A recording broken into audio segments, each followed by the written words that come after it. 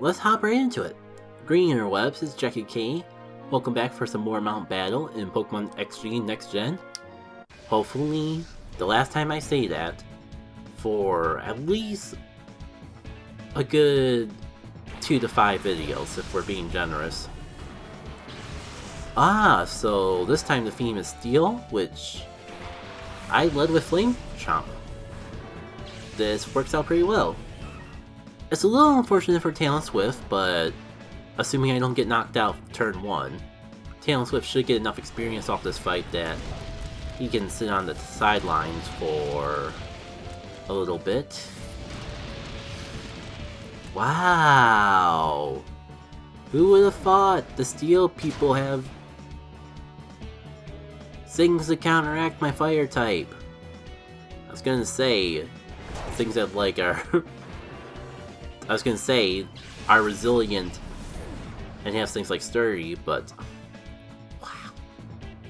I'm so sorry, Flame Chomp. This was supposed to be your area. This was supposed to be the moment you gain all of the experience. But I guess we're back to the good old days of the spam. Screw it. I got a lot of money from Regum Calcium, and I'm probably gonna get a little more money because unless Flame Chomp miraculously gets caught up to level 55 before the end of these 5 battles, I'm probably gonna sneak in one more round in the Regum Calcium. So I don't mind wasting a revive, just so our Houndoom here doesn't have to miss out on all the experience, and possibly EVs, if we want to get real technical into it. And it feels like forever and a half since I've even thought about EVs, and yet on my own I said the word, I mentioned EVs 2 videos in a row. Kinda surreal. I'm glad that this game, while harder than vanilla vanilla Pokemon XD, I've been playing XG for so long, I almost said XG when I was trying to say XD for once. It's been so long since I've said anything about the vanilla game that I almost said it when I was talking about the modded version of the game. And trying to trace my steps back even further, I'm sorry, I can't. I guess it'll come back to me eventually. And I was hoping that I'd at least be able to knock out the Aggron. I knew like the Earthquake would be kind of wasted as is with Skarmory out here, but I was hoping for something. Well, the good news, Talon Swift is opening the door for our good old Houndoom to get back in here and get some action. The bad news, that might bite me in the butt, depending on how fast they are. We're a little under-leveled, but I'm gonna bank on the fact that they're Steel types to hopefully mean that we don't end up in trouble. Let's see, can I at least get enough damage to get into knockout range from a Heat Wave? Who knows? While I'm trying to retrace my steps, I did think of something in between parts that I didn't bring up. I made a discovery of Pokemon Home, and by discovery I mean something that everyone else probably already knew since the beginning of the app, but I only just realized now. And yet, it's a huge deal. It kind of changes everything with my mindset of playing Switch games, or Switch Pokemon games in particular. You can log in with your main account to Pokemon Home, and then swap on over to a secondary account. And you don't even need a second Nintendo Online account to do so. So, for example, if I wanted to do another playthrough of Pokemon Legends Arceus, I could just make a new Switch profile, play on that, and if there's any Pokemon on it that I want to take back, I just open up Pokemon Home and open up that file. But even better example is with, I forget if I ever uploaded on YouTube, but I did the streaming series of Pokemon Let's Go Eevee, what feels like eons ago. now that I realize that, if I ever need to move the team onwards to whatever Pokemon Home equivalent comes out, inevitably when the next Nintendo console comes out, because surely they would... Logic would dictate that they would just carry it over to the next console, but they didn't carry Pokemon Bank over from the DS era over to the Switch era. So my confidence isn't too high in that when it comes to that mindset. You know what? I don't trust you because you're a fairy type and probably have fairy moves. I'm gonna just make you snooze. So yeah. There's the fact that, like, no. Any legendaries that I picked up in Let's Go Eevee, I can just transfer to home and maybe have mileage to finally get some of those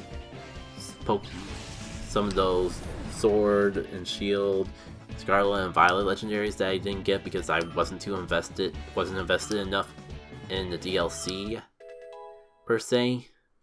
I mean, that's one possibility. If I just so happen to start a second playthrough of a game and pick up a shiny Pokemon that's not lost to the void, I have a means to actually get it into home. Opens up the door for so many things, like, oh, you're right, you're part psychic. Yeah, you're the bigger threat. Just saying though, I've been considering starting a new playthrough of Legends Arceus for the longest time. Partly because Infernus is such a valued Pokemon.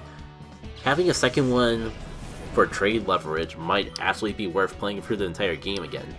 Plus, for a while, Pokemon Legends was starting to get a little old. I was thinking like maybe starting a second playthrough would spice it up for things like Game and Chill, maybe even give me an excuse to stream the game outside of shiny hunting. Just some thoughts I've been throwing around.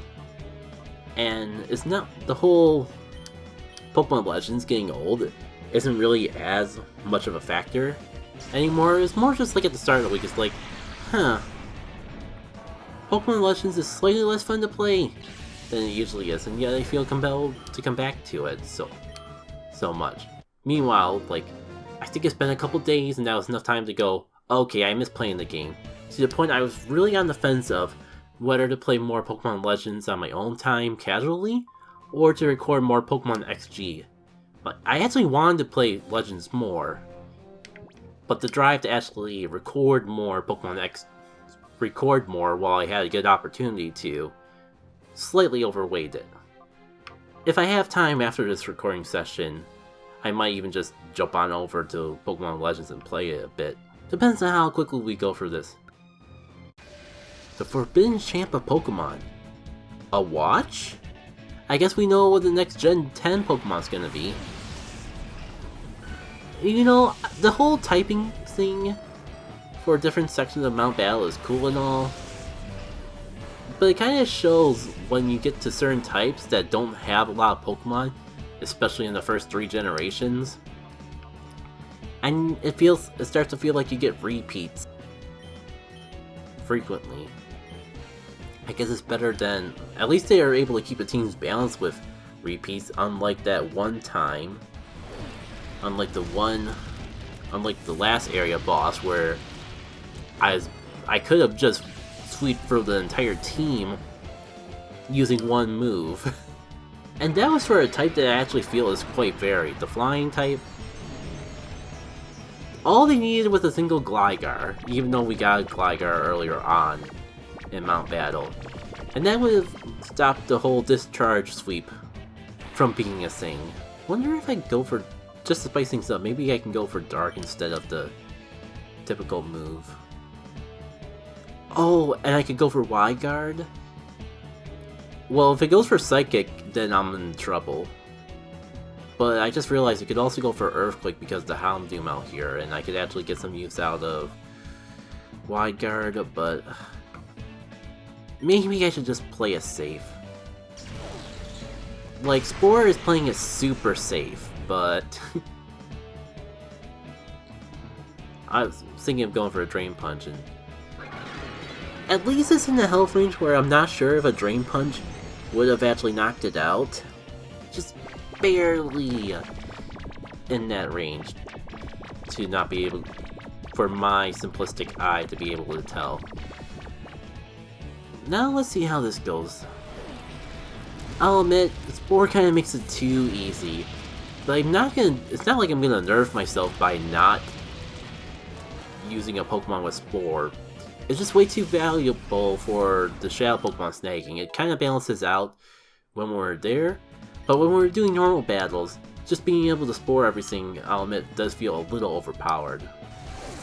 Not to the point to stop me, but enough to make me think, would things be a little more interesting if I didn't just put everything to sleep? At least I'm thinking about it.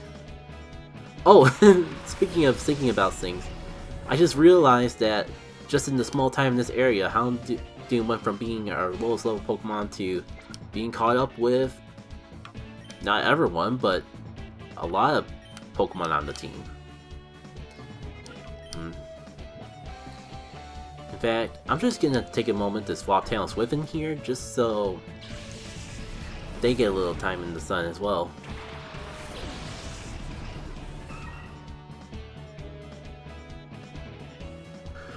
Right, it's a 95% accurate move. At least it just, at least all it did was infestation. Which I'm pretty sure, like, even if it did have time to gradually wear me down, that any damage that infestation would have done would have gotten negated by the leftovers I had. Which makes me think, like, there's probably a better item I can give to Houndoom.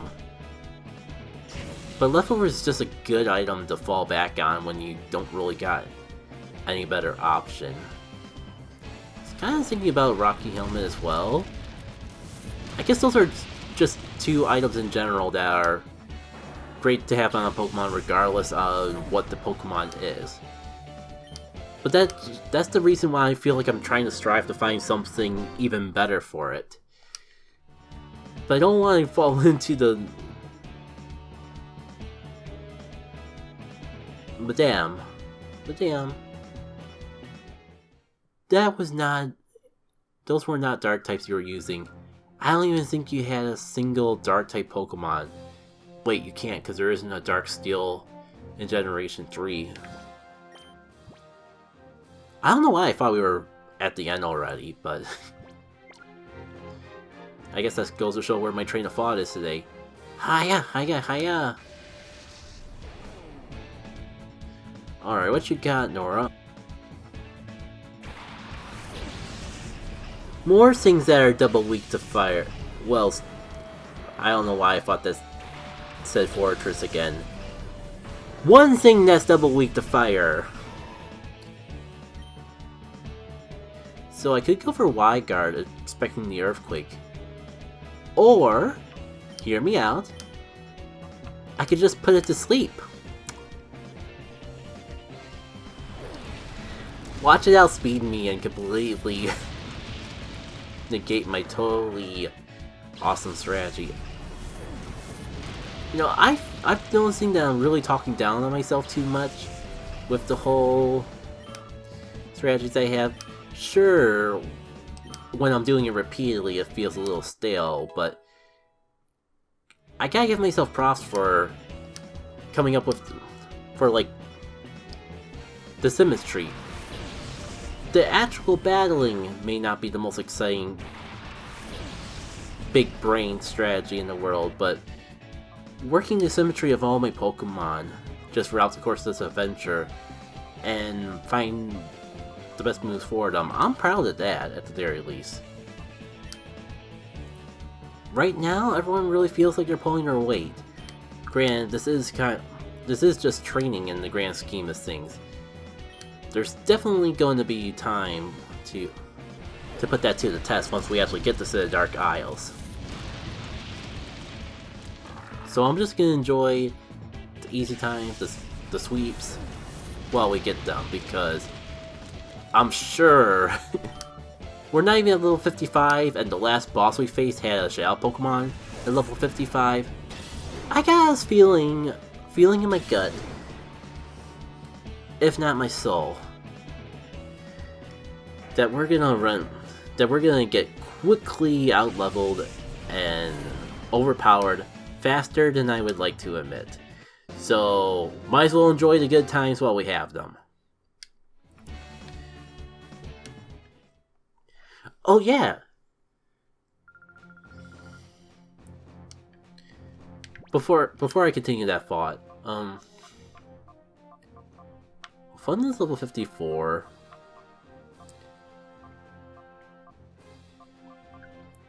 They're steel types, so... Hold the phone, I got something to try. I mean, I could go in Tail and Swift. But then it can't really do much against the steel types. But... Swimmer Speed could be in here with Wide Guard. But would that really be much better? Because... At least with Tail and Swift I get to attack, instead of just use the same move over and over.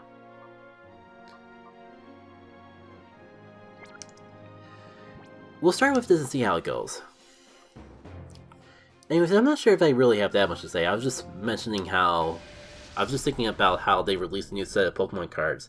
And I have hopes, because it seems like the theme for this next set of cards is that first set of DLC for Scarlet and Violet, which was where they reintroduced all the Hisui Pokemon. So I'm crossing my fingers for new Hisui Pokemon cards. That's all I really want. I don't care if they're Pokemon, I don't care if they're trainers from the region. It's always most exciting to actually collect the cards when they're focused around that. Also, this is a horrible lead for me.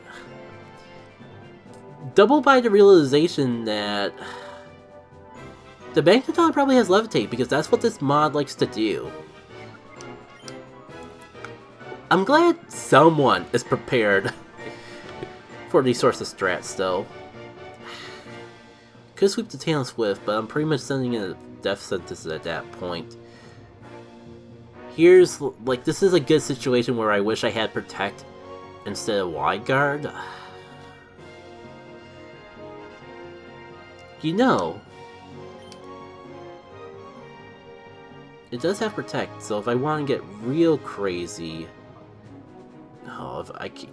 The problem is, like, Ellie can't really do much against these steel types except for Earthquake, which is not really an option right now if I want to go into Jolteon. Well, I don't see anything here that's an immediate threat to Ellie, so here's what we're gonna do. Gonna swap into Congenerate. Gonna hopefully catch a move for Lightning Rod. And then I'm gonna Earthquake these fools out of the field next turn.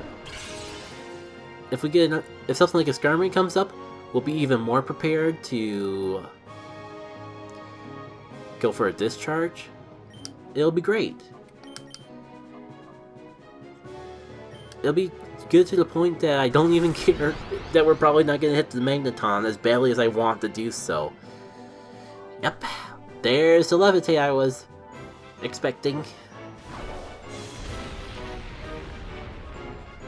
Cool, and that wasn't even enough to take out the Argon.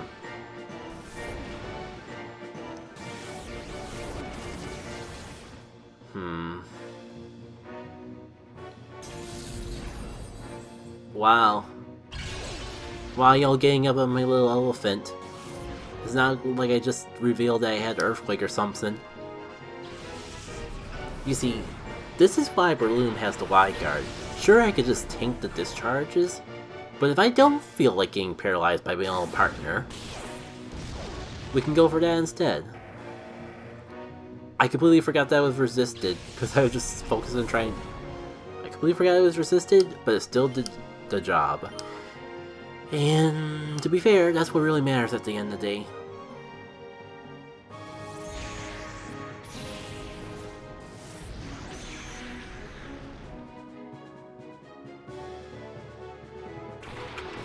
Well, that's a lot of stuff that happened almost immediately.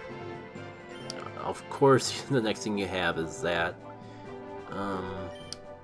slight deviation from the plan. I don't feel like getting play roughed in the face. So... Oh, I'm already poisoned. I'm poisoned, I auto heal. I'll take a discharge. No, I mostly taught Berlin Wide Guard because it was the only other Pokemon on my team that could learn it. But I just remembered that with Toxic Orb, I'm kind of canceling any possibility for me to get paralyzed in the first place. So maybe I don't need the move after all, because the two main AoE attacks I have are Earthquake and Discharge, and both of them are resisted by my Breloom. While it's nice to have the Wide Guard for Earthquake, Stun, and Retaliation, I'm kind of having second thoughts of how necessary it actually is. I guess I should be a little careful.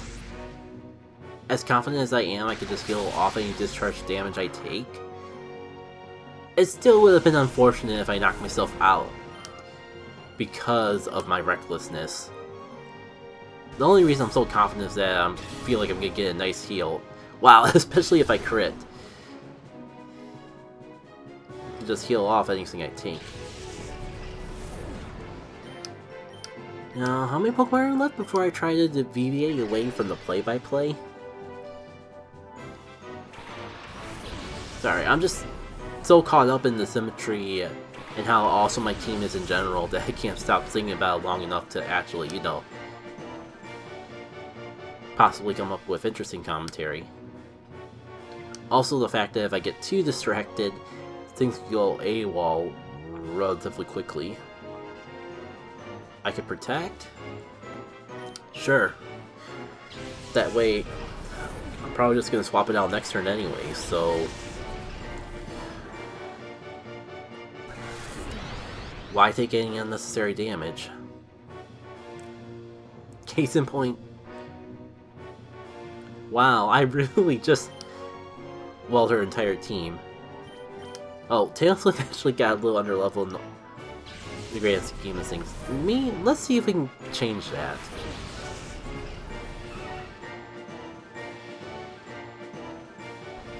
Alright, crossing my fingers. I think it'll knock out is too much to expect, but hoping to at least get the Scizor. Ooh! I think that's the best outcome they could have had out of that turn. That's even better than knocking it out. And honestly, perfect timing for that burn, because it seems pretty clear that I wouldn't survive it otherwise. Alright, what do you got for your last Pokemon? I just kind of realized that...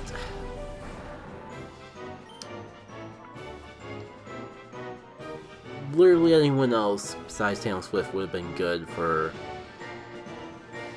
this. I could go for Heat Wave, but if I miss, I'm dead. Just to see. Okay, yeah, there was benefit to going for Heat Wave instead of Overheat. And we didn't even take that much recoil damage. A little more than I was expecting, but still not too bad. Alright, no misses. It's like 90% accurate.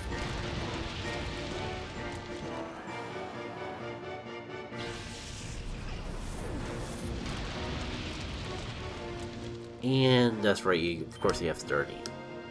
At least what I'm learning is that Fortress, while bulky, can do diddly squat if, like, every battle that I've seen it in, the only thing that it's had a chance to do is Infestation. I think I'm good. And speaking of good, I think I'm also good because that's the last Pokemon. Wonder if we're gonna get anything spicy out of this set of battles. Kind of went back and forth. For a while we were just getting, it seemed like we ran out of stuff, getting things like berries and that. Granted, I think what we got were Lumbears, which was probably one of the better berries to get. But I for some reason remember the previous area being pretty good with its reward. So crossing my fingers that we can carry that into what we get for this area. Ooh! Pretty good to get at this point in the game. I mean, it sucks a little because I like being able to have a little flexibility with my moves. But if I could just settle in on a couple moves, that would be perfect. Perfect time to get it too, considering final area of the game is coming up very, very soon.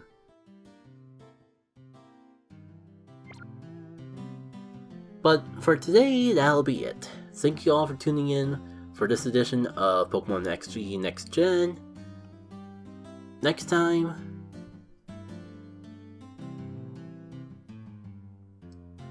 I say we go to the Dark Isles, but it'll depend on how long it takes to purify all of our Shadow Pokemon. One, I'm gonna try to get everyone to level 55 off screen. We're close enough that, like, y'all don't need to see me go for Regum Tower a couple more times. I've already shown off every set of battles, minus the one that I do plan on uploading at another time. But more so what I meant to say is, like, I want to purify all the Shadow Pokemon that we've been sitting on for ages, and then we'll go to the Dark Isles. Until then though, take care.